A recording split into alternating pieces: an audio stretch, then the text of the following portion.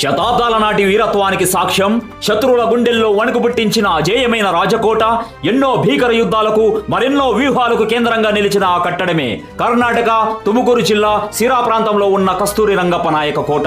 ఈ అద్భుతమైన కోటను ఇంత వ్యూహాత్మకంగా ఎందుకు కట్టించారో తెలుసా? 17వ శతాబ్దపు ఆరంభంలో దక్షిణ భారతదేశంలో సామ్రాజ్యాల మధ్య తీవ్రమైన పోటీ ఉండేది. ఆ సమయంలో శత్రువుల కదలికలపై నిఘా ఉంచడానికి, దాడులను ముందే పసిగట్టి అడ్డుకోవడానికి సిరా ప్రాంతం అత్యంత కీలకమైన భౌగోళిక కేంద్రంగా మారింది.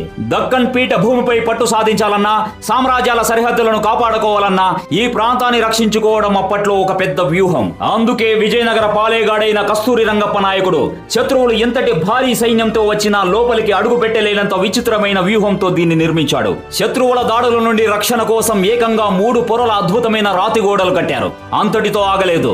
కోట చుట్టూ దాటలేనంత లోతైన భయంకరమైన కందకాన్ని తవ్వి అందులో శత్రువులను చీల్చి చెండాడే క్రూరమైన ముసళ్లను పెంచేవారు. ఆ కందకం దాటడం అంటే సాక్షాత్తు మృత్యువు నోట్లోకి వెళ్లడమే. ఈ వ్యూహాత్మక స్థావరం, ఈ భీకర రక్షణ వ్యవస్థ కోసమే ఆ తరువాత శతాబ్దాల పాటు ఘోర యుద్ధాలు జరిగాయి. బీజాపూర్ సుల్తానులు, ఔరంగజేబ్ మొఘల్ సైన్యం, మరాఠులు, హైదర్ అలీ, టిప్పు సుల్తాన్ ఇలా ఎందరో పాలకులు ఈ కోటను దక్కించుకోవడానికి రక్తం చిందించారు. చివరకు ఇది బ్రిటిష్ వారి చేతుల్లోకి వెళ్ళింది. ఇలాంటి మరిన్ని చారిత్రక రహస్యాల కోసం ఇప్పుడే ఫాలో అవ్వండి.